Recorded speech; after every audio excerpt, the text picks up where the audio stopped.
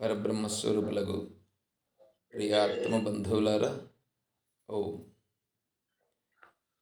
ఆవృతం జ్ఞానమేతేన జ్ఞానినో నిత్యవైరిణాం కామరూపేణ కౌంతేయ దుష్పూరేణానలేన చ. ఇది ఈ శ్లోకం ఈరోజు మనం విచారణ చేయాలని అనుకున్నాం. విచారణ చేసేటప్పుడు మీ అభిప్రాయాలను మీరు చెప్పండి. వేరే వాళ్ళు కూడా దానిపైన అంటే ఏదైనా చెప్పారనుకోండి, మీకు వాళ్ళు చెప్తా ఉండే దానిపైన ఏదైనా మీకు ప్రశ్నలు అడగాలని అనుకుంటే అడగవచ్చు. ఈ జ్ఞానము కామము చేత కప్పబడింది అని చెప్తున్నారు. అంటే ఈ కామము పూరిపు శక్యము కానిది. కామానికి 2 అడ్జెక్టివ్స్ వేశారు సార్ ఇక్కడ. నిత్య వైరి, అది నిత్య వైరి అనేది గమనించాలి. తర్వాత అనలం లాంటిది, అగ్ని లాంటిది అనేది అడ్జెక్టివ్స్ కామానికి అంటే దాని ఇంపార్టెన్స్ చూపిస్తూ ఎంత ఇదిగా ఉంది అని చూపించడానికి ఆ 2 వర్డ్స్ అక్కడ వాడారు. కామము ఎప్పుడు కూడా జ్ఞానులకు నిత్య వైరి అంటున్నారు. అంటే ఇతరులకు కాదా అంటే అందరికీ జ్ఞానం నిత్య వైరే, కానీ జ్ఞాని అయినటువంటి వాడు వెంటనే గుర్తించి దాన్ని తొలగించడానికి ప్రయత్నం చేస్తాడు కాబట్టి అక్కడ జ్ఞానులకు నిత్య వైరి అని చెప్పారు. తర్వాత ఎంత సాధన చేసిన వాడినైనా పతనావస్థకి తీసుకొచ్చేది ఈ కామము. మనకి ప్రపంచంలో ఎంతో మంది శత్రువులు ఉంటారు, కానీ ఒకసారి కాకపోతే ఒకసారి ఎవరైనా మనకి ఫ్రెండ్స్ అవ్వడానికి వీలు ఉంటుంది మారి. కానీ కామం ఎప్పుడు కూడా నిత్య వైరే, అది ఎప్పుడూ మారదు, మనిషిని పతనావస్థకి తీసుకొని వస్తుంది అని. ఇది ఇది మనం కేవలం అంటే విచారణ, వైరాగ్యము, వివేకము వీటితో మాత్రమే తొలగించగలుగుతాం. అగ్నిని చల్లార్చాలి అంటే వాటిలోని సమిధలు తీస్తే ఒకటి ఒకటి తీసుకుంటూ వస్తే చల్లారుతుంది, కానీ యాడ్ ఆన్ చేస్తే చల్లారదు. అలాగే విషయవాంఛలు, కామభోగాలు పెంచుకుంటూ పోతే అవి ఎప్పటికీ తీరవు. వాటిని హృదయం నుంచి అంటే మనసులో నుంచి తీస్తేనే ఈ కామం అనేది చల్లారుతుంది ఎప్పటికైనా కూడా. తర్వాత నిత్య జీవితంలో ప్రతి ఒక్కరూ ఫేస్ చేస్తాం సార్ ఖచ్చితంగా ఏదో విషయంగా. అంటే పిల్లలకి ఇది కావాలనో, లేకపోతే నాకే ఇది కావాలనో, ఇంకో కోరిక అది అయిపోయిందంటే ఇంకో కోరిక గురించి తాపత్రయపడుతూ ఉంటాం ప్రతి ఒక్కరము నిత్య జీవితంలో. ఇది అయిపోయింది అని చెప్పడానికి అంతు లేదు. కనుక ఏది సత్యమో, ఏది నిజమో, ఏది అబద్ధమో, ఏది అనిత్యమో అది విచారణ ద్వారా బాగా తెలుసుకొని దాన్ని బాగా మన వివేకం చేత ఆలోచించి తర్కించుకొని దాన్ని బాగా ఆచరణపూర్వకంగా మనము పెట్టుకున్నప్పుడే దీన్ని తగ్గించుకోగలుగుతాము. తర్వాత అంటే పూర్తిగా తొలగించుకోగలుగుతాము. తర్వాత ఏదైతే మానవ జన్మ ముఖ్య ఉద్దేశమో దాన్ని మనము పొందగలుగుతాం. అక్కడ అనలము అంటే మనం అగ్నితో చెప్తాం. ఎందుకు మనం కామాన్ని అగ్నితో పోల్చాల్సి వచ్చింది అంటే అగ్నిని ఎవరు స్పృశించినా అది దహించి వేస్తుంది. అట్లే కామంతో ఏ విధమైన సంబంధం, చిన్న కోరిక పెద్ద కోరిక అనేది ఏది లేకుండా ఏ విధంగా కామాన్ని కలిగి ఉన్నా అది నశించడానికి దోహదపడుతుంది కాబట్టి అగ్నితో పోల్చడం జరిగింది. ఆత్మజ్ఞానం, తత్వజ్ఞానం తెలిసిన వాళ్ళు కూడా ఒకసారి కామానికి, కోరికలకు లోబడిపోతూ ఉంటారు. అది అగ్ని వంటిది. అగ్ని సమిధుల హోమంలో నెయ్యి పోస్తూ ఉంటే అగ్ని దగ్గరగానే మండుతూ ఉంటుంది. దాన్ని నెయ్యిని ఆపుతామంటే అది చల్లబడుతుంది. అట్లే నదీ జలాలు నదీ ప్రవాహము సముద్రము చేరుతుంది. అన్ని వైపులా ఎంత ప్రపంచవ్యాప్తంగా ఎంత ఉంది అంత సముద్రంలో చేరే నదీ జలాలు. ఎంత నదీ జలాలు పోయినా కూడా సముద్రము నాకు వద్దు, నాకు చాలదు అని చెప్పదు. కాబట్టి మనిషిని కామము అనేక విధాలుగా దెబ్బస్తుంది. ఆత్మజ్ఞానాన్ని ప్రయత్నం చేసి సాధన చేస్తూ ఉండేవాడిని కూడా అది ఏదో ఒక విధంగా ఇది చేస్తుంది. ఇది జన్మ పరంపరకు శేషభాగంగా నిలిచిపోతుంది స్వామి. ఈ ఆ కోరికలు అనేది, కామం అనేది పెద్ద శత్రు, మహాశత్రు. అరిషడ్ వర్గాల్లోనే ఇది కామము చాలా ముఖ్యమైనది. దాన్ని తొలగించుకోవాలా. దాని సాధన ద్వారా, వైరాగ్యం ద్వారా, తెలివి ద్వారా, గురువుల ద్వారా మన అది తెలుసుకొని దానికి అడ్డుకట్ట వేయాలా. కామాన్ని కంట్రోల్ చేయాలంటే నిత్యము విచారణ చేయాలా, గురువుల దగ్గర విచారణ చేయాలా, మననం చేయాలా, దాని ప్రకారం నడుచుకొని ప్రయత్నం చేయాలా. అప్పుడు అది కొంతవరకు తగ్గించే ఇది ఉంటుంది, ఆస్కారం ఉంటుంది. లేకుంటే మోక్షం అనేది మనం ప్రయత్నం చేస్తే కూడా అది ఆ కామం అనేది శేషభాగంగానే నిలిచిపోతుంది. మోక్షానికి అడ్డుకట్ట వేయగలదు. అది నా భావన స్వామి. ఆవృతం అన్నారు కదా, ఆవృతం అనే దాని గురించి ఎట్లా తీసుకోవాలి? గోదాలక్ష్మి గారు చెప్పలేదు ఆవృతం అనేటువంటి దాన్ని. చెప్పండి సార్ ఒకసారి. ఆవృతం, ఆ, ఆవృతం గురించి వివరించండి కొద్దిగా. ఆవృతం. ఆ, ఆవరణ. సార్, ఒకటి తర్వాత ఒకటి కోరికలు పెంచుకోవడం వల్ల ఆవరణ పెరుగుతూ ఉంటుంది. ఉమ్, ఎప్పుడైతే ఈ సత్యమైనది శాస్త్ర విచారణ ద్వారా ఏది కూడా తెలుసుకోకుండా ఉంటాము, తెలుసుకున్న దాన్ని ఆచరించకుండా ఉంటాము, ఒకదాని తర్వాత ఒక కోరికల పరంపరలో అవి పెరుగుతూ పెరుగుతూ పెరుగుతూ ఆవరణని పెంచుకుంటాము. అది మళ్ళీ కేవలం విచారణ, ఆ వివేకము, వైరాగ్యాదులచే ఖండింపబడినప్పుడే ఆ ఆవరణలన్నీ తొలగింపబడి ఉన్న సత్యము ప్రకటితమవుతుంది. సరే, చంద్రశేఖర్ స్వామి చెప్పండి ఏమన్నా మీరు. స్వామీజీ నాకు తెలుసు, నేను నిన్న రాలేదు స్వామి, నేనేమి చూసుకోలేదు. సరే, శేఖర్ రెడ్డి గారు మీరు చెప్పండి. నాకు కూడా తెలుస్తుంది. తెలీదా? మళ్ళీ అది తెలుసు మీరు చెప్పిండేది, నాకు చెప్పలేకున్నాను. అది ఎన్నో అధ్యాయంలో శ్లోకం స్వామీజీ, నాకు గుర్తు రాలేదు. 3వ అధ్యాయంలో 39వ శ్లోకం.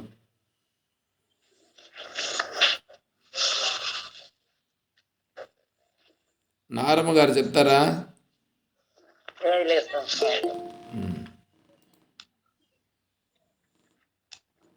సరే బాబు.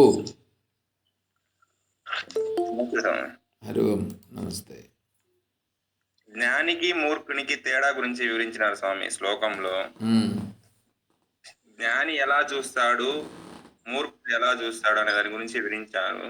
జ్ఞాని ఆత్మాత్మ వివేకం వలన ఈ ద్వందాన్నే ఒక శత్రువులాగా చూస్తాడు స్వామి. ముముక్షు అంటే మోక్షం పొందాలని ఆకాంక్ష ఉన్న జ్ఞాని ఈ ప్రపంచాన్నే ఒక శత్రువులాగా భావిస్తాడు అని చెప్పినారు స్వామి.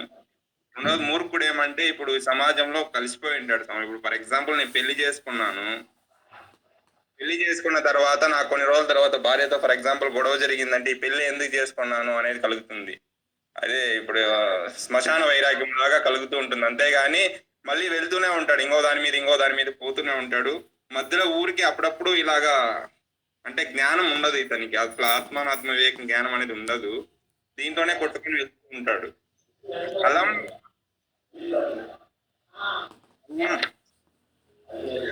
అనగా అలం కానిది అని స్వామి ఇక్కడ నాకు పర్యాయ పదాలుగా చెప్పినారు. ఇక్కడ అంటే చాలు అనే భావన లేకపోతే దీంట్లోనే కుట్టుకొని పోతాడు అనమాట. దీంట్లోనే ఈ ప్రపంచంలోనే ఆనందాన్ని ఎదుగుతూ ఉంటాడు అని అర్థం అనుకుంటున్నా స్వామి. దీంట్లోనే ఆనందాన్ని ఎదుగుతూ ఉంటాడు కానీ నిజమైనది ఏముంది, సత్యం ఏమి, ఆ మార్గాన్ని కూడా వెతకడు. అసలు దానికి పోడు స్వామి. దీంట్లోనే ఈ దుఃఖంలోనే కొట్టుకుంటూ ఉంటాడు, దీంట్లోనే ఆనందాన్ని చూస్తూ ఉంటాడు. ఇప్పుడు ఉండే దాంట్లోనే ఆనందాన్ని, ఇప్పుడు భోజనం చేస్తాడు, అజ్ఞానికి జ్ఞానికి భోజనంలో ఎలాగంటే ఇప్పుడు అజ్ఞాని ఇష్టం వచ్చింది అన్ని తినేస్తాడు, తినేసి బాధ కలిగినప్పుడు మాత్రం అయ్యో ఇప్పుడు నొప్పి వస్తా ఉంది అది తినకుండా ఉంటే బాగుంది అప్పుడు మాత్రం అనుకుంటాడు, మళ్ళీ నెక్స్ట్ మినిట్ నుంచి సేమ్ అలాగే తింటూ ఉంటాడు. అదే జ్ఞాని తినే ప్లేట్ లో పెట్టేదాన్ని చూస్తూనే ఇది దేనికోసం తింటున్నాడు అనేది చూసి దాన్ని మాత్రం తిని రిమైనింగ్ అట్లే వదిలేస్తాడు స్వామి. ఇప్పుడు ఏదన్నా పలహారాలు పెడతారు, స్వీటు ఫర్ ఎగ్జాంపుల్ బజ్జీలు బోండాలు ఇట్లా అన్ని పెట్టినప్పుడు జ్ఞాని ఎంచుకోవడానికి శరీరం నిలబడడానికి మాత్రమే అక్కడ తింటాడు జ్ఞాని. అజ్ఞాని ఏమంటే ఫస్ట్ నోటికి ఏది కావాలో అవన్నీ తినేస్తాడు, తినేసి తర్వాత ఇబ్బంది పడతాడు, ఇబ్బంది పడినప్పుడు మాత్రం అయ్యో తినకుండా ఉంటే బాగున్నాయి అనుకుంటాడు, మళ్ళీ సేమ్ అలాగే కంటిన్యూ అవుతూ ఉంటాడు. ఈ కామనల్లో దీని యందు చాలు అనే మాట లేకుండా దీంట్లోనే ఎదుగుతూ ఉంటాడు, సంతోషాన్ని ఎదుగుతూ ఉంటాడు, ఈ ప్రపంచాన్ని ఎదుగుతూ ఉంటాడు అని నేను అనుకుంటున్నా సార్. గురుగారు, జ్ఞాని ఏంటంటే తనలో తాని ఆ సుఖాన్ని సంతోషాన్ని అనుభవిస్తుంటాడు. అజ్ఞాని ఏంటంటే బాహ్య ప్రపంచంలో ఏం జరుగుతుందో ఏమి తీసుకోవాలా అనే దాన్ని అజ్ఞాని అనేటువంటి వాడు అలా నడుచుకుంటూ ఉంటాడు అనేసి నేను అనుకుంటున్నాను స్వామి. జ్ఞాని ఏంటంటే ఆత్మ స్వరూపుడు కాబట్టి ఆత్మలోనే అన్నీ అనుభవిస్తాడు. సుఖము సంతోషము దుఃఖము ఆకలి నిద్ర పెడితే తింటాడు లేకపోతే లేదు. ఇది శరీరం నాది కాదు, శరీరం కోసం నేను కాదు అనే విధంగా నడుచుకుంటాడు. కోరికలు అనేవి జ్ఞానాన్ని కప్పివేస్తాయి. అది ఈ కోరికలు జ్ఞానాన్ని కప్పుతాయి అని ఖచ్చితంగా జ్ఞాని మాత్రమే గుర్తిస్తాడు. జ్ఞాని మాత్రమే గుర్తించి ఆ కోరికలను శత్రువులాగా చూసి వాటిని తొలగించుకునేదానికి ప్రయత్నం చేస్తాడు.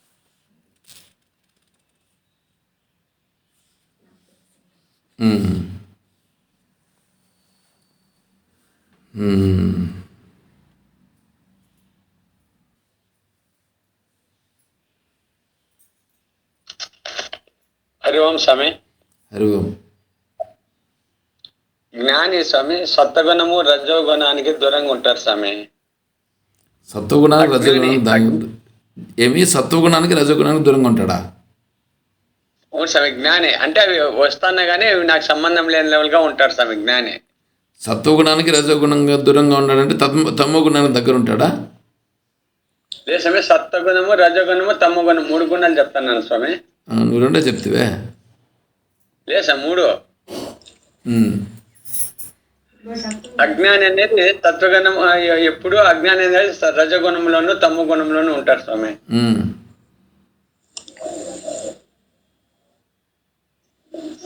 జ్ఞాని అనేది ఏది మంచి ఏది చెడ్డ అనేది గ్రహిస్తాడు, అజ్ఞాని అనేది అది గ్రహించడు చేసే ప్రతి ఒక్క కర్మలోను.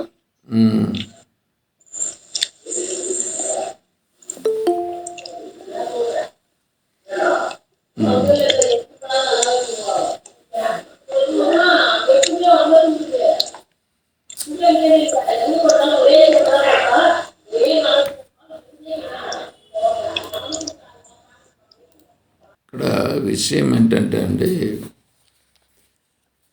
ఈరోజు విచారంలో జరిగింది అనుకుంటా పొద్దున్నే, కల్మషము లేని తెలివి అంటే కల్మషము లేని అంటే కల్తీ లేని నెయ్యి, కల్తీ లేని తెలివి, కల్తీ లేని తెలివి ఏదుందో ఆ కల్తీ లేని తెలివి మోక్షస్వరూపం. అంటే కల్తీ లేని తెలివి ఉన్నప్పుడు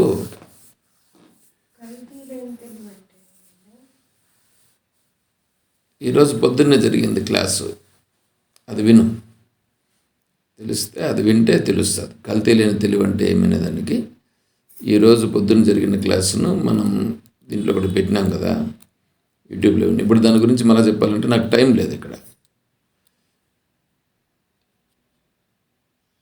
ఇప్పుడు భగవంతుడు ఏమంటున్నాడంటే, శ్రేయాన్ స్వధర్మో విగుణ పరధర్మాత్ స్వనుష్ఠితాత్ స్వధర్మే నిధనం శ్రేయ పరధర్మో భయావహ అని భగవంతుడు అన్నాడు.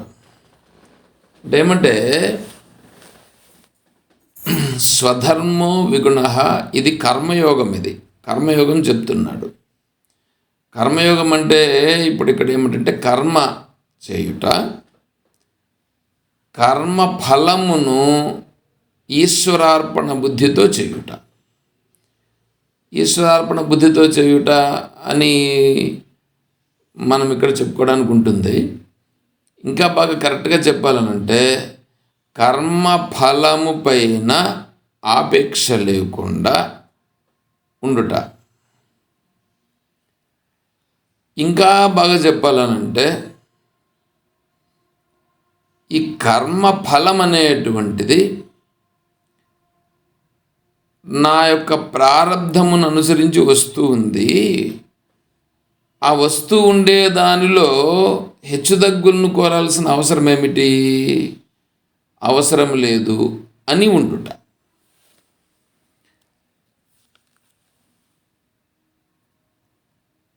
ఇలా ఉండుట కర్మ ఫలమును చూడండి, నేను 3 రకాలుగా ఏమో చెప్పినట్లుగా ఉన్నాను. ఏమిటి? కర్మ ఫలమును ఈశ్వరార్పణ బుద్ధితో చూచుట ఒకటోది. అంటే ఏమి ఫలం వస్తే ఆ ఫలమును ఈశ్వరార్పణ, అంటే ఈశ్వరుడు ఏది అనుగ్రహిస్తే దానితో నేను సంతోషంగా ఉంటాను. రెండవది కర్మఫలమును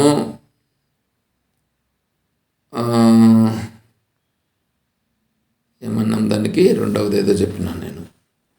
మూడవది మాత్రము నా ప్రారంధాన్ని అనుసరించి జరుగుతున్నది అని ఉండుట. మొదటిది మాత్రము కర్మ చేయుట, కర్మఫలమును ఈశ్వరార్పణ భావంగా సమర్పించుట. రెండవ దాంట్లో ఈశ్వరానుగ్రహంతో ఏమి జరుగుతూ ఉంటే అది జరుగుతుందని ఉండుట. మూడవ స్థాయిలో ఇదంతా నా ప్రారంధాన్ని అనుసరించి జరుగుతుంది అని ఉండుట. ఇలా ఉండేటప్పుడు సెకండ్కి థర్డ్కి ఏం సార్ డిఫరెన్స్? సెకండ్ది వచ్చేసి ఇప్పుడు ఈశ్వరానుగ్రహంతో జరుగుతూ ఉంది, ఈశ్వరానుగ్రహం వలన నాకు ఫలం వస్తూ ఉంది అని అంటాడు. మూడవ దానిలో ఈశ్వరుడు అనేటువంటి వాడు ఎవరు? నాకంటే వేరేగా ఈశ్వరుడు లేడు, కాబట్టి ఇక్కడ జరుగుతూ ఉండేది నా ప్రారంధం యొక్క ప్రభావం ఇక్కడ జరుగుతూ ఉంది అనేటువంటిది జ్ఞానస్థితి. జ్ఞానస్థితిలో ఏమంటాడంటే ఇక్కడ జరుగుతూ ఉండేదంతా కూడా ప్రారంధాన్ని అనుసరించి జరుగుతూ ఉంది. సార్ ప్రతిదీ ప్రారంధాన్ని అనుసరించే జరుగుతుందా? కొత్తవి ఇప్పుడు ఇద్దరు వ్యక్తులు ఉన్నారనుకోండి, అక్కడ వాళ్ళు గొడవ పడాల్సి ఉంది, అది ప్రారంధంలో ఉంటే గొడవ పడుతున్నారా, లేకపోతే కొత్తగా అంటే ఇప్పుడు వాళ్ళు కొన్ని కర్మలు కొత్తగా చేస్తారు అంటూ ఉంటారు కదా ప్రారంధంలో లేనివి, అట్లా అక్కడ జరిగిందని తీసుకోవాలంటారా? ప్రారంధంలో ఉంటే గొడవనా? మనకు కర్మణో హ్యపి బోద్ధవ్యం, బోద్ధవ్యం చ వికర్మణ, అకర్మణశ్చ బోద్ధవ్యం, గహన కర్మణో గతి అని చెప్పారు. కర్మ, అకర్మ, వికర్మ అని ఉన్నాయి. వీటిని గురించి కరెక్ట్గా మనం చెప్పాలంటే చెప్పలేము. గహన కర్మణో గతి ఎంత లోతైపోయిందంటే ఆ కర్మను వివరించేదానికి వీలు కాదు అని చెప్పారు. అయితే ఇప్పుడు ఇక్కడ మనం తీసుకోవాల్సింది ఎలా తీసుకోవాల్సి వస్తుందంటే, మీరు చెప్పిన దాని ప్రకారంగా ఇప్పుడు జరుగుతూ ఉండేది ఏదైతే ఉన్నదో ఆ జరుగుతూ ఉండేదాన్ని ఎట్లా తీసుకోవాలా అనేటువంటి భావన గురించి వచ్చినప్పుడు వాడి యొక్క మానసిక పరిపక్వతను బట్టి ఉంటుంది అది. వీడు ఇప్పుడు జగత్ అనేది ఒకటి ఉంది, ఈశ్వరుడు అనేవాడు ఒకడు ఉన్నాడు. ఈ జగత్తు ఈశ్వరుడు అనేటువంటిది రెండు ఉన్నాయి కాబట్టి ఈ జగత్తులో నేను కూడా ఉన్నాను అనే భావనలో ఉంటాడు. ఈ సిద్ధాంతంలో ఉన్నారు వాళ్ళు. ఈ సిద్ధాంతంలో ఉండి ఇక్కడే స్టిక్ ఆన్ అయిపోయే వాళ్ళు కొంతమంది ఉంటారు. కానీ ప్రారంభ స్థాయిలో బ్రహ్మజ్ఞానం కలిగేదాని కొరకు ఇదంతా ఈశ్వరుడే, ఈశ్వరుని నేను ఆశ్రయిస్తున్నాను, నేను ఏ ఆత్మస్వరూపమైతే అయి ఉన్నానో అటువంటి ఆ ఆత్మస్వరూప స్థితికి వెళ్ళేదానికి ఇక్కడ ఏమైపోతుందంటే నా మనస్సులోనే నాకు దోషాలు అనేటువంటివి ఉన్నాయి. ఈ దోషముల యొక్క ప్రభావం అనేటువంటివి ఏదైతే ఉన్నదో ఈ దోషములను అధిగమించడం నా నుంచి కావడం లేదు. ఆ ఈశ్వరుణ్ణి నేను ఆశ్రయిస్తున్నానని ఆశ్రయిస్తాడు. అటువంటి వాడి దృష్టిలో ఇప్పుడు జరిగేటువంటివన్నీ ఈశ్వరుడే చేపిస్తున్నాడు, నాకెందుకు అని సైలెంట్గా ఉంటాడు. ఒకటోది. ఇంకొంచెం ముందుకు పోతే అంటే భక్తి దీంట్లోకి ఇంతవరకు చెప్పుకున్నది భక్తి. ఇప్పుడు ఇంకా జ్ఞానస్థితికి పోతే, జ్ఞానస్థితికి పోయినప్పుడు ఏమవుతుందంటే ఇప్పుడు అక్కడ ఏమి జరుగుతుందని, అక్కడ ఏమన్నా జరుగుతూ ఉంది అని ఇతను భావించడు. మొదట ఎట్లా భావిస్తాడంటే అక్కడ గుణములున్నాయి, సత్వగుణం, రజోగుణం, తమోగుణం అనేటువంటివి. దాంట్లో రజోగుణం అనేటువంటిది ఈ గుణము ఆ గుణముతో అక్కడ ఘర్షణ జరుగుతున్నది అని చూస్తాడు. జ్ఞానంలో ప్రాథమిక స్థాయిలో. జ్ఞానంలో ఇంకొద్దిగా పక్వమైతే ఆ గుణము ఈ గుణము ఏముంది, అసలు నా యందు ఏమైనా ఉన్నదా, ఆత్మస్వరూపమునందు ఏమనే మాత్రము లేవు, జరగడం లేదు. ఒకవేళ జరుగుతూ ఉంది అంటే అది అది జరుగుతూ ఉంది అంటే ప్రారంధాన్ని అనుసరించి జరుగుతూ ఉంది. ఆడ జరుగుతూ ఉండేదంతా ప్రారంధమును అనుసరించే జరుగుతున్నది, కానీ దానికంటే వేరే ఏమీ జరగట్లేదు. ఇంకొద్దిగా పక్వమైతే వాళ్ళు కొట్టుకుంటున్నారని అనుకోండి, అసలు ఆ కొట్టుకుంటా ఉండేది నేను చూస్తున్నానంటే ఇతను అడిగితే అతను కొట్టుకుంటున్నాడు అనేది నేను చూడడం లేదు అని అంటాడు. అంటే కండ్లు కనిపించలేదనంటే అట్లా కాదు, భగవద్ వైభవంగా భగవద్ లీలగా చూస్తాడు. అక్కడ ఆడేందో జరుగుతూ ఉంది, అది ఏందో జరుగుతుంది, దాన్ని జరుపుకోలే అని అనుకుంటాడు. ఇంకా పక్వమైతే ఏమీ లేదు, అవంతా కేవలం ఆకాశంలో ఉండేటువంటి మేఘాల వలె ఆడేందో ఉంది పోతుంది, అంతేగాని ఇంక అదేమీ లేదు అని తీసాడు భరిస్తాడు. కాబట్టి కర్మ ఇక్కడ జరుగుతూ ఉండేది దాన్ని మనం చెప్పాలంటే ఇప్పుడు మనం తీసుకోవాల్సింది ఎట్లా తీసుకోవాలంటే కేవలం వాడి ప్రారంధంలో ఉన్నదే జరుగుతున్నది, నా ప్రారంధంలో వాళ్ళని చూడాల్సి ఉంది కాబట్టి నేను చూస్తున్నా, అంతేగాని ఇంకా వేరేగా ఏం జరగట్లేదు అని చూడాల. వాళ్ళు కొట్టుకున్నారు ఉన్నదే, వాడికి ఆ భావన కలగాలంటే ఆ గుణం ఉండాలి, వీడికి ఈ భావన కలగాలంటే వాడికి గుణం ఉండాలి. ఆ గుణము ఈ గుణము రెండు గుణములు అక్కడ వ్యవహారాలు చేస్తున్నాయి, కానీ నిజంగా వాళ్ళు ఏమి వ్యవహారం చేయడం లేదు. అక్కడ జరుగుతున్నటువంటి యథార్థమైనటువంటి ఘటన అది. కాబట్టి మనం చూడాల్సింది ఏమిటి, ప్రారబ్ధం ప్రకారంగా అక్కడ జరుగుతున్నది. వాడి ప్రారబ్ధంలో ఎలా ఉంది, దాన్ని అనుసరించి ఆ గుణం వచ్చింది, దీన్ని అనుసరించి ఈ గుణం వచ్చింది, ఈ గుణము ఆ గుణము అక్కడ జరుగుతున్నాయి అని చూడాలి. అంతేగాని ఇంక వేరే విధంగా చూడాల్సిన పని లేదు. సరే, మీకు అక్కడికి అర్థమైంది అది? సార్, అట్లా చూడాలి అంతే. తర్వాత ఇప్పుడు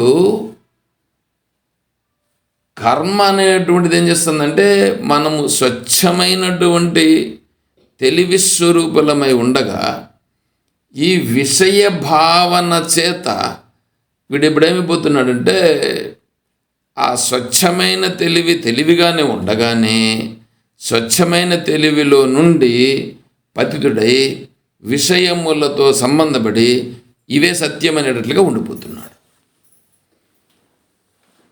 ఇక్కడ ఇప్పుడు వీడు స్వచ్ఛముగా ఉండుట, స్వచ్ఛమైన తెలివిగా మాత్రమే ఉండుట. అలా స్వచ్ఛమైన తెలివిగా ఉండుట అనేటువంటిది జరగడం అక్కడ కుదురుతుందా అని అంటే దాని గురించే 33వ శ్లోకంలో సదృశం చేష్టతే స్వస్యాః ప్రకృతే జ్ఞానవానపి ప్రకృతిం యాంతి భూతాన్ని నిగ్రహ కిం కరిష్యతి. జ్ఞానము ఆత్మజ్ఞాన మార్గంలో ప్రయాణం చేస్తున్నాడు. ఆత్మజ్ఞాని తీసుకో, ఆత్మజ్ఞాని అయినంత మాత్రాన అతనికి సుఖదుఖములు కలుగవా అనంటే ఆత్మజ్ఞానం ఎంత మాత్రం ప్రారంధం ఉండదా? ఆ శరీరానికి సంబంధించి ప్రారంధం ఉంటుంది, వారికి లేదు. వారి ఇప్పుడున్నారే జ్ఞాని కదా, ఇప్పుడు అతను జ్ఞాని భావనలో ఈ కర్మ అనేది లేదు, జ్ఞాని భావనలో కర్మ లేదు. కానీ ఆ జ్ఞానిగా ఉన్నటువంటి ఆ శరీరానికి ప్రారంధం ఉంది. ఆ శరీరానికి ఉండే ప్రారంధాన్ని అనుసరించి సుఖదుఖముల వ్యవహారాలు అనేటువంటి జరుగుతాయి. సుఖదుఖ వ్యవహారాలు జరిగినప్పుడు ఆ మనసు సుఖదుఖ వ్యవహారాలకు లోబడుతుంది. సుఖదుఖ వ్యవహారాలకు లోబడినప్పుడు జ్ఞానిగా ఉన్నటువంటి ఆ మహాత్ముడు ఈ సుఖదుఖ వ్యవహారాలను చూచి తను కూడా సుఖదుఖ వ్యవహారాలలో మునిగిపోయినానా అన్నట్లుగా ఉంటాడు చూసేదానికి. అప్పుడు నిగ్రహం ఏం చేస్తుంది అని అడిగాడు. ఇప్పుడు శ్రీకృష్ణ పరమాత్మ ఎన్ని పెళ్ళిళ్ళు చేసుకున్నాడు? 8 పెళ్ళిళ్ళు చేసుకున్నాడు. శ్రీకృష్ణుడు జ్ఞాని అంటారు. ఇప్పుడు జ్ఞానిగా ఉండేటువంటి వాడు పెళ్ళిళ్ళు చేసుకుంటాడా? మరి ఇవంతా కర్మతో లంపటం కలగడమే కదా. ఈ కర్మతో లంపటం కలిగేటువంటివి ఏవైతే ఉన్నాయో వాటి నుంచి దూరంగా కదా ఉంటాడు మామూలుగా జ్ఞానిగా ఉన్నవాడు. మరి ఇప్పుడు ఈ వివాహాలు ఇవన్నీ జరిగినాయే అని అంటే అయ్యా అది ప్రారబ్ధమును అనుసరించి వివాహములు జరగవలసినవి జరిగినవి, ప్రారబ్ధాన్ని అనుసరించి అవి జరిగినాయి. వారి భావనలో ఆ దృష్టి లేదు, వారి భావనలో ఆ దృష్టి లేదు. వివాహాలు జరుగుట అనేటువంటిది ప్రారబ్ధాన్ని అనుసరించి జరిగినాయి.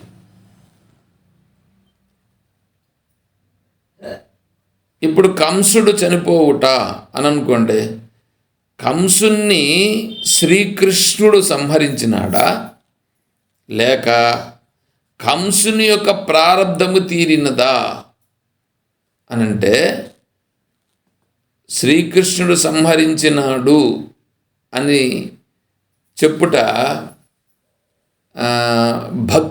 భక్తిపరంగా ఉండేటువంటి వాళ్ళు శ్రీకృష్ణుడు కంసుని సంహరించినారు అని చెప్తారు. జ్ఞానులు అట్లా చెప్పరు. ఆయన ప్రారంధం అలా ఉన్నది, ప్రారంధాన్ని అనుసరించి ఆడ జరిగింది. చూడండి భక్తికి జ్ఞానానికి ఎంత తేడా వచ్చేసిందో. భక్తి ఇప్పుడు చెప్పినాడే ఇతను జ్ఞానభక్తి కాదు, ఇది మూఢభక్తి. మూఢభక్తి, జ్ఞానభక్తి అలా ఉండదు. సరే, ఇప్పుడు ఇక్కడ ఈ యొక్క జ్ఞానికి కూడా ఈ సుఖదుఖ వ్యవహారాలు అనేటువంటివి శరీరానికి జరిగినప్పుడు ఇతను కూడా సుఖదుఖాలకు లోబడినాడా అన్నట్లుగా కనిపిస్తుంది మనకు చూసేదానికి. కానీ జ్ఞాని మాత్రము అలా ఉండడు. ఆయన భావన, ఆయనకు శరీర భావన లేదు. కానీ శరీరం యొక్క స్థితిని అనుసరించి, శరీరం యొక్క ప్రారంధాన్ని అనుసరించి సుఖదుఖ వ్యవహారాలు అనేటువంటివి జరుగుతూ ఉంటాయి. అందుకని భగవంతుడు ఏమన్నాడంటే శ్రేయాన్ స్వధర్మో విగుణ పరధర్మ సునిశ్చితాత్. నువ్వు స్వధర్మమును విడిచిపెట్టవద్దు, పరధర్మము భయావహమైనది, భయంకరమైనది అని అన్నాడు. ఇక్కడ స్వధర్మం అని అంటే ఆత్మధర్మం, ఆత్మస్వరూపంగా ఉండుటయే స్వధర్మం. పరధర్మం అంటే ఇంద్రియ మనోధర్మములను ఆశ్రయించుట పరధర్మం. ఇంద్రియ మనోధర్మాలను ఎప్పుడు ఆశ్రయించద్దయా. ఇంద్రియ మనోధర్మాలు ప్రాణధర్మాలకు నువ్వు పోయినావంటే పతనమైపోతావు. నువ్వు ఎప్పుడు స్వధర్మములో ఉండుటయే, స్వధర్మం అంటే ఇక్కడ ఆత్మధర్మంలో ఉండుటయే నీకు నిజమైనటువంటి స్థితి అని చెప్పాడు. వెంటనే అర్జునునికి డౌట్ వచ్చింది. బాగానే ఉంది, అథకేన ప్రయుక్త పాపం చరిత పురుష అనిచ్ఛిన్నపి వార్షణే బలాదేవి నియోజిత. ఎవడు చేయాలని అనుకుంటాడు, కానీ వాడి దగ్గర ఎవడో వెనకాల వచ్చి బలవంతంగా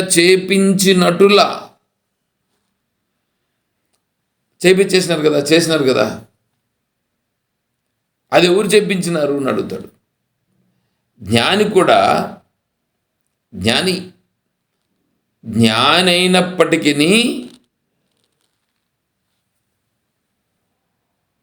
కొన్ని విషయములలో జ్ఞానిలాగా ప్రవర్తించకుండా అజ్ఞానిలాగా ప్రవర్తిస్తాడు. అలా ఎందుకు జరుగుతుంది అని ప్రశ్నిస్తాడనమాట అర్జునుడు. దానికి ఉదాహరణ గురించి చెప్పేదానికి నేను ఆలోచిస్తున్నా, ఎవరు అట్లా చేసినారా అనేసి. ఇప్పుడు వివేకానంద స్వామి వారు ఇతర దేశాలకు వెళ్ళాడు.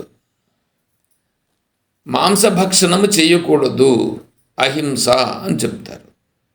అయితే ఇతర దేశాలకు వెళ్ళినప్పుడు మాంసభక్షణ చేసినారు. ఇప్పుడు అది చేయవచ్చునా? మాంసభక్షణ చేయవచ్చునా అంటే చేయకూడదు. మరి చేయకూడదు అని అంటున్నా, మళ్ళీ నువ్వు మాంసాహారం తిన్నావే అని అంటే అది ప్రారంధాన్ని అనుసరించి, పరిస్థితులను అనుసరించి ఇప్పుడు అక్కడ ఆ పని చేసేటట్లుగా చేసిందన్నమాట పరిస్థితి. అందువలన ఆ శరీర ప్రారంధాన్ని అనుసరించి ఇప్పుడు అది జరగాల్సింది కాబట్టి అది జరిగింది అక్కడ అని ఉంటాడు. కానీ నేను ఇట్లా మాంసభక్షణ చేసినానని ఆ భావన ఉండదు వారికి. అలా జరిగింది కదా, అది ఎందుకు జరిగింది అని అంటే దానికి చెప్తున్నాడు భగవంతుడు. అది కామయేష క్రోధయేష రజోగుణ సముద్భవ మహాశనో మహాపాపమ విద్యాన మిహివైరణం. అంటే అది కామము క్రోధమునైనా అది రజోగుణం నుంచి పుట్టింది. మహాశను మహాపాపమ, మహాశనము, అసనం అంటే తినేది. అది ఎంత తిన్నా అంటే కామము క్రోధము. కామం అని అంటే కోరిక మాత్రం. కోరిక అంటే నీకు మనసులో కలిగే కోరికలు ఏవైనా తీసుకో, అన్ని కోరికలే. దానిని కామం అని అంటున్నారు ఇక్కడ. అంతేగాని కేవలము శారీరక భోగములు మాత్రమే శరీరంతో అనుభవించేటువంటిది మాత్రం అది ఆ కోరిక అని కాదు ఇక్కడ. కాబట్టి నీ మనస్సులో ఏ కోరిక వచ్చినా కూడా అదంతా కామమే. దానికి వ్యతిరేకంగా జరిగేటువంటిదంతా కూడా కోపము. దానికి వ్యతిరేకంగా ఏమైనా జరిగితే వెంటనే కోపం వస్తుంది, అది కోపము. అది రజోగుణం నుంచి వచ్చిందే కానీ అది ఆత్మస్వరూపం నందు సహజంగా లేదు. దానికి ఉదాహరణగా చెప్పి ఏం చెప్పాడు? ధూమేనా వ్రియతే వహ్ని యథాదర్శోమలేన చ. ఇవి ఈ విధంగా వచ్చేటువంటి కోరికలు అనేటువంటివి ఈ సహజత్వంగా ఉండేటువంటి తెలివికి సహజత్వంగా ఉండనీయకుండా అవి అతన్ని లాగిపడేస్తాయి అని చెప్పారు. అదే విరోధమయ, అది విరుద్ధాన్ని కలిగిస్తున్నాయి. ధూమేనా వ్రియతే వహ్ని యథాదర్శోమలేన చ యథోల్పేనావృతో గర్భస్తదాతే నిధమావృతం. అవి ఆ కామ క్రోధ అనేటువంటివి ఉన్నాయే, అవి ఎట్లుంటాయంటే అగ్నిని బూడిద కప్పినట్లు, తర్వాత అద్దమును మురికి కప్పినట్లు గర్భస్థ శిశువుని మావి కప్పినట్లుగా ఉంటుంది అని చెప్పాడు. అలా చెప్పి దాన్ని ఇప్పుడు వర్ణిస్తున్నాడు. ఆవృతం జ్ఞానమేతేనో జ్ఞానినో నిత్యవైరినాం. ఆవృతం జ్ఞానమేతేనో, అందరూ ఆత్మస్వరూపులే కదా, అందరూ ఆత్మస్వరూపులే. అందరూ ఆత్మస్వరూపులైనప్పటికీ ఆ ఆత్మస్వరూపాన్ని ఇప్పుడేం చేసింది? ఇది కప్పివేసింది. ఏది? ఈ కోరిక అనేటువంటిది కప్పేసింది. జ్ఞానికని అజ్ఞానికని చెప్పట్లేదు ఇక్కడ, అందరికీ కప్పేసింది. ఆవృతం, ఇక్కడ ఈ ఆవృతం అనేటువంటి దాన్ని తీసుకుంటే ఆవరించాలి అంటే చిన్నదానిని పెద్దదిగా ఉండేది ఆవరిస్తుంది. అంతే కదండి. ఇప్పుడు ఇది ఉన్నది, ఈ పుస్తకాన్ని నువ్వు దేంట్లోనే పెట్టాలంటే పుస్తకం కంటే పెద్దగా ఉండే బ్యాగులో నువ్వు పెట్టగలవు. పుస్తకం కంటే చిన్నగా ఉండే దాని బ్యాగులో నువ్వు పెట్టగలవు. దీన్ని పట్టించగలవా? పట్టించడానికి అవుతుందా? కాదు. అంటే ఏదైతే చిన్నదిగా ఉన్నదో ఆ చిన్నదిగా ఉండేది పెద్ద దానిలో పడుతుంది. అంటే పెద్దది దానిని ఆవరించేస్తుంది, చిన్నదిగా ఉండేది దాని లోపల చేరిపోతుంది. ఇప్పుడు ఇక్కడ ఏమంటున్నాడు? ఆవృతం జ్ఞానమేతేనో జ్ఞానినో నిత్య వైరినాం అని అంటున్నాడు. ఆవరించేస్తుంది. ఏది? కామరూపంగా ఉండేటువంటిది, అంటే కోరికల రూపంగా ఉండేటువంటిది ఏది ఉందో ఆ కోరికల రూపంగా ఉండేటువంటిది జ్ఞానమును ఆవరించేస్తుంది. జ్ఞానమును ఆవరించేస్తుంది. ఏమండి, ఇప్పుడు జ్ఞానము పెద్దదా, ఈ కోరికలు అనేటువంటివి పెద్దవా? నిజంగా చూస్తే జ్ఞానం పెద్దది. మరి జ్ఞానం పెద్దదైతే జ్ఞానముని ఈ కోరికలు ఎట్లా ఆవరిస్తాయి?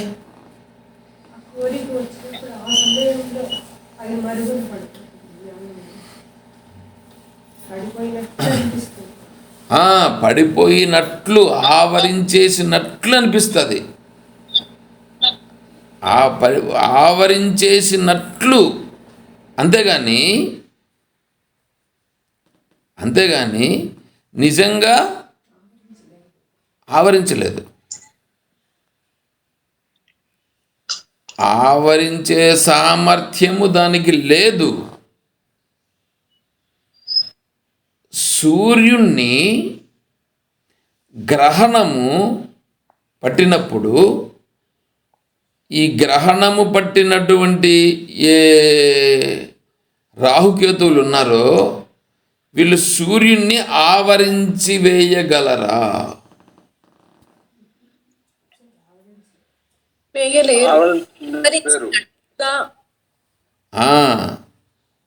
కానీ గ్రహణం అనేటప్పటికి ఇప్పుడు ఏమైపోతుంది? సూర్యుడిని కనిపించకుండా పోతాడు. సూర్యుడు కనిపించకుండా పోతే అన్ని జాగాల్లో ఉండే వాళ్ళకు సూర్యుడు కనిపించకుండా పోతాడా? అంటే ఇప్పుడు సూర్యుణ్ణి ఈ గ్రహణం అనేటువంటిది పట్టడం జరగదు. మరి సూర్యుడిని గ్రహణం పట్టలేదు, కానీ మనకు సూర్యుడు కనిపించలేదే అని అంటే సూర్యుణ్ణి ఈ గ్రహణం అనేటువంటిది మొత్తం ఆవరించలేదు, కానీ ఒకానొక భాగంలో మాత్రమే ఆవరిస్తుంది. ఆ ఒకానొక భాగములో ఆవరించినటువంటిది ఏమైందంటే అది నా కంటి యొక్క ప్రభావాన్ని సూర్యుని వరకు పోనీయకుండా అడ్డుకున్నది. అంటే ఇప్పుడు సూర్యుని కప్పిందా లేకపోతే నా కన్నును కప్పిందా అంటే నా కన్నును కప్పిందే కానీ సూర్యుణ్ణి ఆవరించలేదు. ఇప్పుడు ఆవరించడం అనేటప్పటికీ అప్పుడు అక్కడ సూర్యుణ్ణి ఆవరించకుండానే సూర్యుణ్ణి ఆవరించింది అని వీడంటున్నాడు. ఎవరు? సూర్యుడు కనిపించలేదు కాబట్టి సూర్యుడిని గ్రహణం పట్టేసింది అని వీడు అంటాడు. కానీ నిజంగా సూర్యునికి గ్రహణం పట్టిందా? సూర్యునికి గ్రహణం పట్టలేదు. వీడు అనుకుంటున్నాడు, వీడు అంటున్నాడు. వీడి కంటికి సూర్యుడు కనిపించకుండా పోయేటప్పటికీ గ్రహణం పట్టేసింది అని వీడు అంటున్నాడు. ఆ విధముగా ఇక్కడ కూడా జ్ఞానం అంటే ఆత్మస్వరూపమును ఈ కోరిక అనేటువంటిది ఆవరించలేదు. జ్ఞానము ఈ ఆత్మస్వరూప లక్షణాల గురించి చెప్పేటప్పుడు సత్, చిత్, ఆనందము, అవ్యయం అని 4 లక్షణాలు ఉంటాయి. ఈ కామం అనేటువంటిది వచ్చి ఏం చేస్తుందంటే సత్, చిత్తును ఆవరించి అజ్ఞానము, ఆనందము, అవ్యయం అనేటువంటి వాటిని కప్పేసింది. వీటిని ఆవరించింది, దాన్ని మొత్తం కప్పేసింది. అంటే ఇప్పుడు సత్ చిత్ అనేటువంటి దాన్ని ఆవరించింది, అంటే దానిపైకి వచ్చింది, దోషంలాగా పైకి వచ్చింది. కప్పేసినది మాత్రము ఆనందము, ఆవరణలను కనిపించనివ్వకుండా పూర్తిగా కప్పేసింది. అందువలన చూడండి, నేను ఆనంద స్వరూపము అని కదా ఉండాలి మనం. నేను ఆత్మస్వరూపం కదా. నేను ఆత్మస్వరూపం అయినప్పుడు నేను ఆత్మస్వరూపంగా కదా బాగా ఎప్పుడు ఉండాలా. ఎప్పుడు ఆనందం కదా నా స్వరూపము, ఎప్పుడు ఆనందంగా కదా ఉండాలా. అంటే ఆనందంగా ఉండటలేదు. ఆనందంగా ఉండకుండా ఏం చేస్తున్నామంటే నాకేడుండదు సుఖం నా జీవితంలో అని వీడు బాధపడుతూ కూర్చుంటాడు. తర్వాత ఎప్పుడూ ఉండేటువంటి నేను, నాకు ఆత్మస్వరూపానికి ఇంత అనేటువంటి వైశాల్యము లేని నేను వీడేమైపోయినా అంటే పరిచ్ఛిన్నుడైపోయినాడు. ఇప్పుడు నేను 6 అడుగులు పొడవున్నా, లేదా 5.5 అడుగు ఉండాను, లేదా 5.7, 5 ఏదో వీడు చెప్పుకుంటూ 70 కేజీలు ఉండానని ఇట్లా చెప్పుకుంటూ వీడు ఉండిపోతాడు. ఇదంతా ఏమిటి? ఇదంతా ఆనందము, ఆ అవ్యయం అనేటువంటివి పూర్తిగా మరుగున పడిపోయినాయి. సత్ చిత్తు మాత్రము కొద్దిగా ప్రకటమవుతున్నాయి.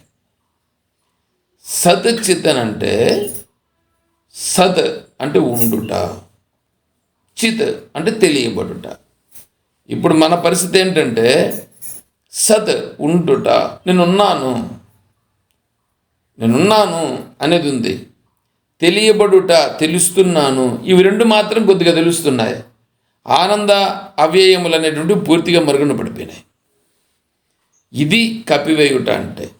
ఎందుకు అట్లా జరిగిందంటే మనకు ఉండేటువంటి దోషం, మన ఈ అంతఃకరణములో ఉండేటువంటి కోరికలు అనేటువంటివి ఏం చేసినాయంటే ఇప్పుడు ఆ ఆత్మస్వరూపం యొక్క లక్షణములను మరుగుపరిచి వీటి ప్రభావం పైకి వచ్చేసి ఈ వ్యవహారాలు జరుగుతున్నాయి. అదే ఇప్పుడు ఇక్కడ చెప్తున్నాడు. ఆవృతం జ్ఞానమేతేనో జ్ఞానినో నిత్యవైరణం, జ్ఞానినః నిత్యవైరణం. జ్ఞానికి నిత్యవైరి. జ్ఞాని అంటే ఎవరు? జ్ఞాని అంటే ఆత్మస్వరూపమే, సహజస్వరూపంగా. జరా మరణ నిర్ముక్త సర్వే ధర్మా స్వభావతః. సర్వ జీవులందరూ కూడా జ్ఞానస్వరూపులే అని చెప్పడం జరుగుతుంది. సర్వజీవులు జ్ఞానస్వరూపులే. అలబ్ధావరణా సర్వే ధర్మా, అలబ్ధావరణా సర్వే ధర్మా స్వభావతః. గౌడపాదాచార్య స్వామి చెప్తున్నారు, ఆవరణమే లేదు ఏ జీవునికి కూడా, ఎవ్వరికి ఆవరణ దోషం లేదు. అయితే మరి ఇప్పుడు వీడికి ఎట్లున్నాడు కదా, వీడికి నాకు తెలియదని, నాకంతా ఇట్లుండదని, నేనంతా బాధలు పడుతున్నాను ఉండదు కదా అని అంటే అది వాడి భ్రమ. ఆదౌ బుద్ధ తదా ముక్త బుద్ధ్యంతే ఇతి నాయకాః. అలబ్ధావరణ సర్వే ధర్మా స్వభావతః ఆదౌ బుద్ధస్తదా ముక్తః బుద్ధ్యంత ఇతి నాయకాః. జ్ఞానులు ఏమంటున్నారంటే అసలు ఎవరిని ఈ అజ్ఞానం అనేది ఆవరించడం లేదు, అసలు ఆవరణ దోషమే లేదు. వీయుడు భ్రమపడుతున్నాడు కానీ నిజంగా ఎవడు ఏ జీవికి తీసుకుంటే కూడా వాడంతా కూడా వాడికి ఆవరణ దోషము లేదు, మలదోషము లేదు, విక్షేప దోషం కూడా లేదు. వాడికి మలదోషం ఉందని విక్షేప దోషం ఉందని వానంతట వాడే భావించి ఈ మల్ల విక్షేప ఆవరణ దోషాలతో పడి వాడే కొట్టిమిట్టాడుకుంటూ అన్నే భ్రమకు లోపడి అన్నే ఉండిపోయినాడు అని చెప్తున్నాడు. మరి ఇటుకు వచ్చేటప్పటికి ఆవృతం జ్ఞానమైతేనో జ్ఞాన నిత్య వైరిన అంటే అయ్యా నిజంగా లేదు, కానీ వీడేమనుకుంటాడు, వీడు భ్రమపడి నన్ను ఆవరించేసింది, నన్నంతా ఇది పట్టుకున్నది అని వీడంతటి వీడు భ్రమకు లోబడిపోయి ఉన్నాడు. అతను తత్వాన్ని తెలుసుకోవాలని గురువు దగ్గరికి వెళ్ళాడు. ఏమో స్వామీజీ నాకు తత్వాన్ని గురించి చెప్పండి స్వామీజీ అన్నారు. చెప్తాను నాయనా, నువ్వు రేపు వారం రా అన్నాడు. మళ్ళా పోయాడు. మళ్ళీ రేపు వారం రా అన్నాడు. మళ్ళా పోయాడు. ఇంకొక వారం రా అన్నాడు. ఇట్లా 4-5 వారాలు తిప్పించినప్పటికి వాడికి విసుగు వచ్చింది. విసుగొచ్చి వాడు పోవడం నిలిపేశాడు. సరే మళ్ళీ ఎప్పుడో ఒకసారి మళ్ళీ వీలు చూసుకొని పోయినాడు. మళ్ళా అడిగినాడు స్వామీజీని. మళ్ళా స్వామీజీ అట్లాగే చెప్పాడు. ఏం చెప్పాడు, ఇంకొక వారం ఇడ్చుకొని రా, ఇంకొక వారం ఇడ్చుకొని రా, ఇంకొక వారం ఇడ్చుకొని రా. సరే ఇట్లా తిరగంగా ఒకనొకనాడు స్వామీజీ కూర్చొని ఉంటే, స్వామి నన్ను రమ్మంటున్నారు, మీరు నాకేం చెప్పట్లేదు అన్నాడు. నేనేం చెప్పేదానికి సిద్ధమేప్పా, కానీ నువ్వు సంసారం నుంచి నువ్వు బయటపడలేదు అని అన్నాడు. అప్పుడు వీడన్నాడు, నేను సంసారం నుంచి బయటపడాలని అనుకుంటున్నాను స్వామి, కానీ వాళ్ళందరూ నన్ను విడిచిపెట్టడం లేదు, అందుకే నేను అక్కడి నుంచి బయటపడలేకపోతున్నాను అని అన్నాడు.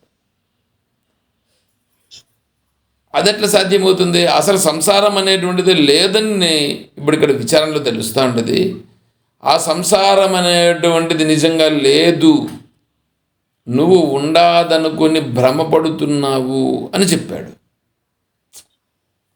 నేను కూడా బయటపడాలనుకుంటున్నాను స్వామి, కానీ వాళ్ళందరూ నన్ను విడిచిపెట్టడం లేదని చెప్పాడు. సరే ఇంకేం మాట్లాడలేదు గురువుగారు.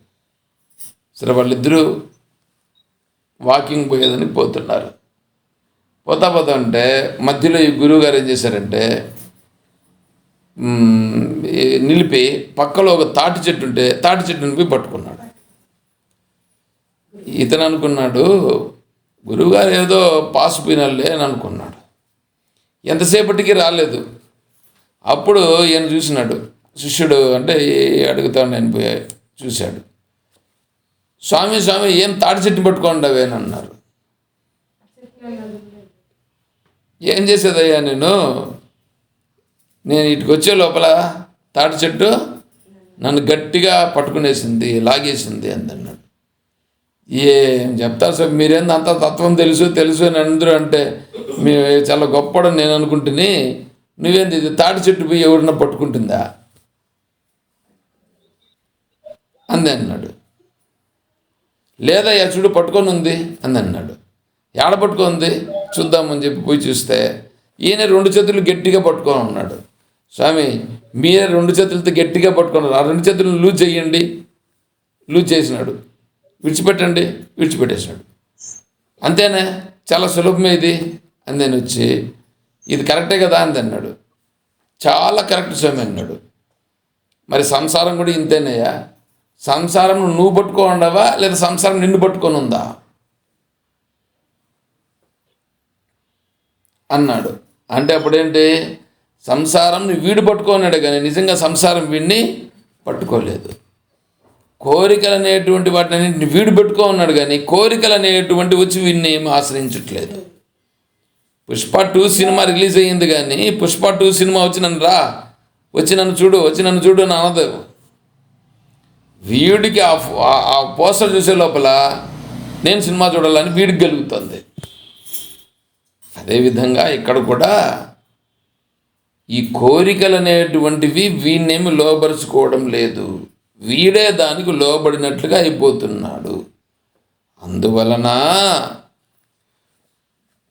అది జ్ఞానము కలిగేటువంటి మార్గములో అడ్డంకి, జ్ఞానములు కలిగే మార్గములోనూ అడ్డంకి. అసలు మార్గమే లేదు. జ్ఞానం అసలు నువ్వు జ్ఞానివి, ఇక్కడ జ్ఞానమే నీ స్వరూపం. తెలివే నువ్వై ఉండగా నేను తెలివిని అనేటువంటి భావన నుంచి నువ్వు పతనమైపోతున్నావు. పతనమైపోయి నువ్వు దేంట్లోనో లోబడిపోయి ఆ విషయాల్లో మునిగిపోతున్నావు. అందువలన ప్రతి ఒక్కరూ జ్ఞాని అయినప్పటికీ ఆ విషయంలో మునిగిపోయి ఆ విషయముల ప్రభావము చేత ఇతను తన జ్ఞానస్వరూపమును మర్చిపోతున్నాడు. అందువలన అది కప్పేసినట్లుగా ఉన్నది. అది ఎంతసేపు ఉంది అని అంటే, ఎంతసేపు ఉండడమే అంటే అసలు నేను జ్ఞానస్వరూపుననే వాడు గుర్తించట్లేదు. నేను జ్ఞానస్వరూపుడిని గుర్తించాలంటే ఎవరో దేవుడు రావాలా, ఆయన రావాలా, ఈయన రావాలా అనేటట్లుగా ఇప్పుడు ఆ స్థితిలో ఉండిపోయినాడు. చూడండి ఎట్లా ఉందో. అది ఇప్పుడు ఇక్కడ చెప్తున్నాడు. అది ఆవృతం జ్ఞానమేతేనా జ్ఞానం నిత్యవైరినాం కామరూపేణ కౌంతేయ. ఆ కోరికల రూపంగా ఉంది. ఆ కోరికలు ఎన్ని వేస్తే అది నిండుతుంది అనంటే ఆ కోరికలు అనేటువంటివి తగ్గట్లే, పైగా ఆ కోరికలు పెరుగుతూ ఉన్నాయి. వీడు అనుకుంటున్నాడు నేను రిటైర్డ్ అయిపోయిన వెంటనే నేరుగా వెళ్ళిపోవాలి ఆశ్రమానికి, నేరుగా మళ్ళీ ఆడ మధ్యలో ఎక్కడ కూడా నిలిచే పనిలా అని అనుకుంటున్నాడు. వాడు అట్లా అనుకుంటున్నాడే కానీ నిజంగా ఏమన్నా అట్లా జరుగుతుందా? ఆడికి పెట్టేప్పటికి ఇంకోటి ఎందో వస్తుంది, ఆడికి పెట్టేప్పటికి ఇంకోటి ఎందో వస్తుంది. రోజు రోజు రోజు రోజు ఇట్లా ఆగి వస్తున్నాయి. కాబట్టి ప్రతి ఒక్కడు ఈ కోరికలు అనేటువంటివి నింపడానికి వీలు కానటువంటివి. అగ్నిని నెయ్యి వేసి తృప్తిపరిచినట్లుగా ఇక్కడ కోరికల చేత వీడిని అజ్ఞానమును తృప్తిపరిచినట్లు. అంటే ఏమి? అగ్నికి నెయ్యి వేసే కొద్దికి ఏమవుతుంది? అది ఆరకపోగా అది ఇంకా పెరుగుతుంది. అదేవిధంగానే ఇక్కడ కూడా ఈ కోరికలు అనేటువంటివి ఇవి అయిపోతానే నేను దాటికి పులిస్టాప్ పెడతాను అనుకుంటే అవే వచ్చి మళ్ళీ దాన్ని పెంచుతాయి. అట్లాగా ఇవి తగ్గేటివి కాదు అనేటువంటి విషయాన్ని అక్కడ చెప్పాడు, గుర్తించాల్సి ఉంటుంది.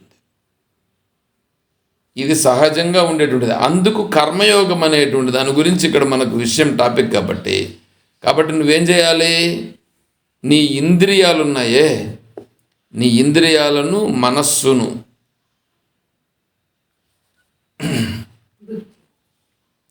ఇంద్రియాని మనోబుద్ధి అస్య అధిష్టానముచ్యతే.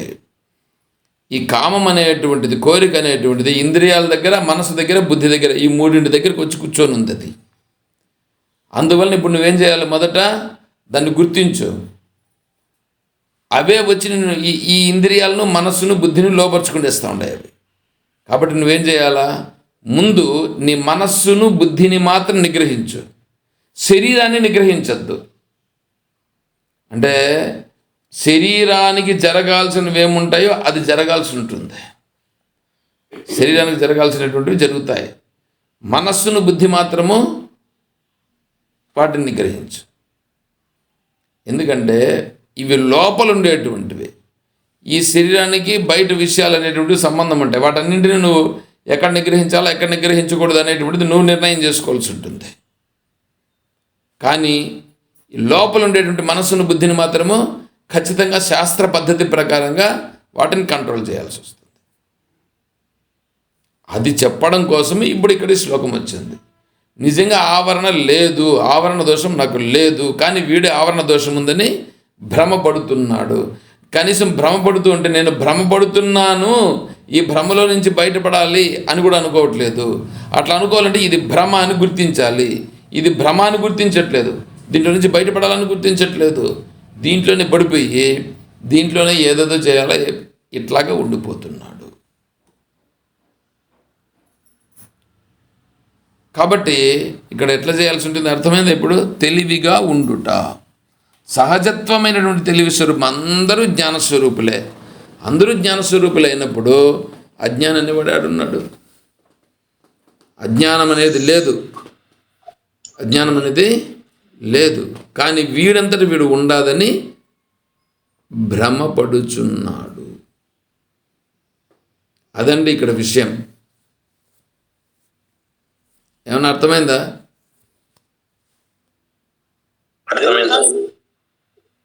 అర్థమైంది.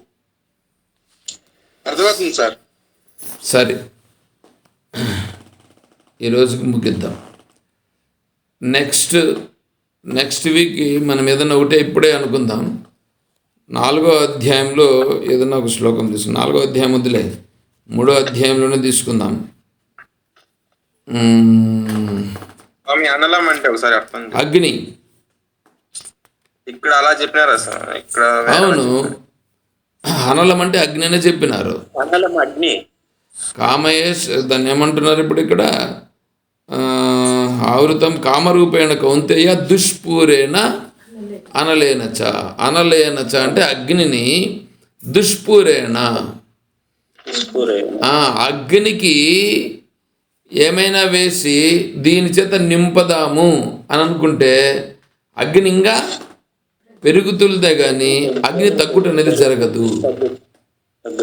ఆ దృష్టితో అక్కడ చెప్పినారు. కామరూపేణ కౌంతేయ, కోరిక రూపంగా అక్కడ నీకు ఆ దాంట్లో ఉన్నట్లుగా ఆవరించినట్లుగా ఉన్నదే కానీ నిజంగా ఆవరించింది లేదు, ఆవరించలేదు. కానీ వీడేం చేస్తున్నాడు? అది చేసి ఇది చేసి ఇది చేసి అది చేసి పోతామా అనుకుంటున్నాడు. ఇదే వీడు జరుగుతుంటే పని. కాబట్టి అది అగ్ని లాంటిది, దాన్ని నువ్వు గుర్తించు అని చెప్తున్నాడు భగవంతుడు. అది అనలేన అంటే అలం అంటే పర్యాప్తం, అనలం అంటే ఇంకా పర్యాప్తం కాకుండా ఉండేది, అంటే ఇంకా చాలు అనే భావనే ఇక్కడ రాదు అనే అర్థంలో తీసుకోకూడదు. అలం వద్దు అనేది బుక్ ఎట్లు ఎత్తుకో, భగవద్గీత. అలం అంటే చాలు అని అంట. అంటే రెండు, అనలము అంటే అగ్ని అని ఒకటి అర్థము. అట్లనే ఇక్కడ ఇచ్చినదైతే అలము అంటే చాలు, అనలం అంటే చాలదు అని.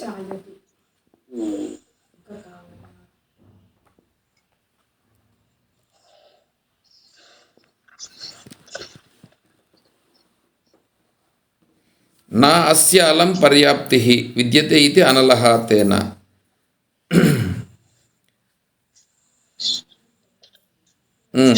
ఇది చాలు అనేటువంటి భావన ఉండదు. చాలు అనేటువంటి భావన ఉండదు అని అంటే అలం నా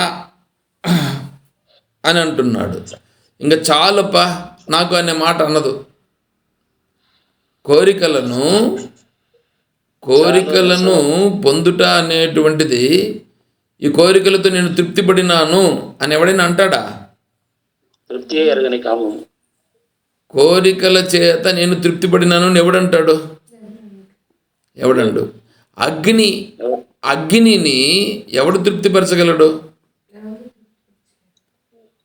అగ్నిని తృప్తిపరచలేరు.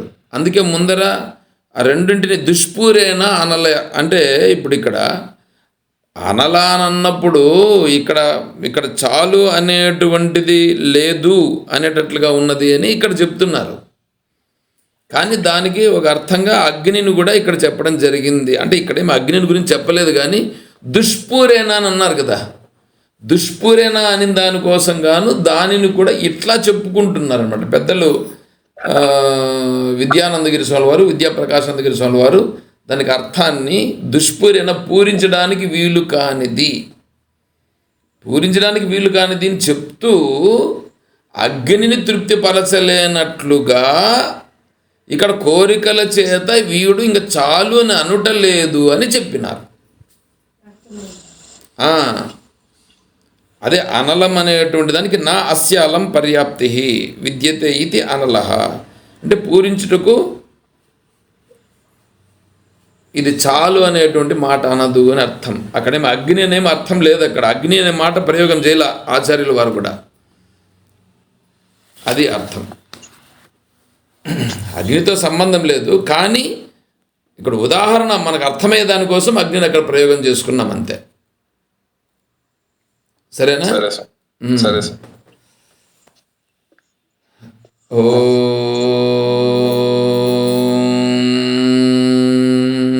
తత్సత్. ఓం సర్వం శ్రీ సద్గురుచరణారవిందార్పణమస్తు. ఓం జై బోలో శ్రీకృష్ణ పరమాత్మకి, జై బోలో గీతా మాతాకి, జై బోలో భక్త మండలికి. హర నమః పార్వతీపతయే. హర హర మహాదేవ శంభో శంకర. జై సీతారాం. హరి ఓం తత్సత్. ఓం హరి ఓం. రేపు వారానికి 4వ అధ్యాయంలో ఎన్నో శ్లోకం స్వామి ఇది? అది చెప్పుకోలేదు కదా మనము. స్వామి